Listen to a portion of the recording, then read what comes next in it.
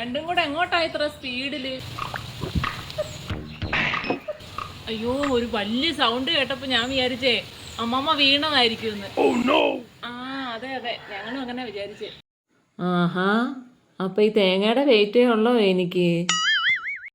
അയ്യോ, തേങ്ങ വീണതായിരുന്നോ? എന്നോട് എന്തൊരു സ്നേഹമുള്ള അയലത്തുകാരാ. ഒരു സാധനം പറമ്പി വീഴാൻ പറ്റത്തില്ല, കൊള്ള കൂട്ടങ്ങള്. ഇനി വീഴുമ്പോ വരാവേ, ഇനി വീഴുമ്പോ വരണേ. വരാം. കേട്ടോ കേട്ടോ.